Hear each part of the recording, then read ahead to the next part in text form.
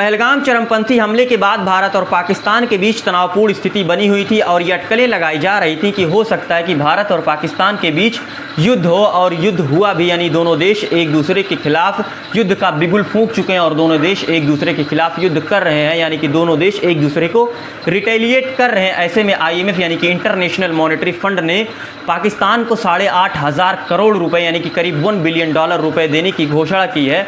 ऐसे में भारत सरकार ने इसका कड़ा विरोध किया है। चलिए जानते हैं आज की इस वीडियो में भारत सरकार ने इसका कड़ा विरोध क्यों किया और IMF क्या होता है।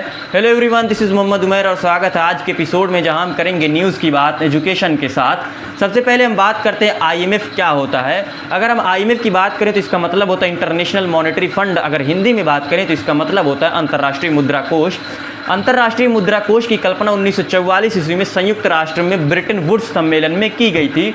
इसमें 189 देशों का संगठन, यानी कि इस संगठन में 189 देश शामिल हैं। और IMF का मेन उद्देश्य होता है कि पूरे विश्व भर में जो पैसों को लेकर के एक अस्थिरता बनी रहती है, यानी कि मुद्रा को लेकर के एक अस्थिरता बनी रहती है, उस स्थिरता को सुनिश्चित करना। और दूसरा ये होता है कि पूरे विश्व भर में गरीबी को दूर करना, यानी कि जो भी देश इस गरीबी से जूझ रहे होते हैं, यानी कि अपने आर्थिक संकट से जूझ रहे होते हैं, उन गरीब देशों को पैसा ये कर्ज देता है जिससे वो अपनी आर्थिक मदद कर सकें और इस गरीबी से बाहर आ सकें।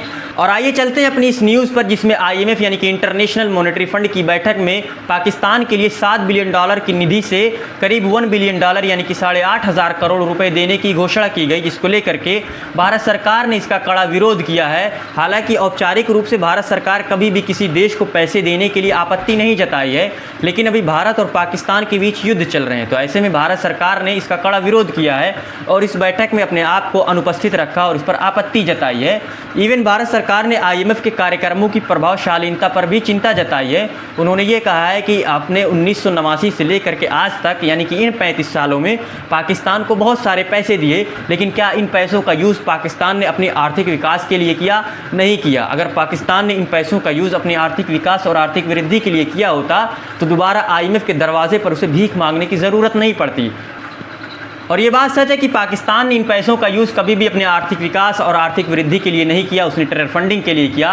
इवन पाकिस्तान ने 2007 में ये माना था कि वो टेरर फंडिंग करता है, तो पाकिस्तान के चाहिए कि इन पैसों का यूज़ अपने आर्थिक विकास और आर्थिक वृद्धि के लिए करे। वो अपनी जनता की खुशहाली के लिए नए नए उपाय लाए, ना कि टेरर फंडिंग करे। पाकिस्तान अपनी जनता को आटा, चावल और टमाटर खरीद के दे, ना कि हथियार खरीद कर दे।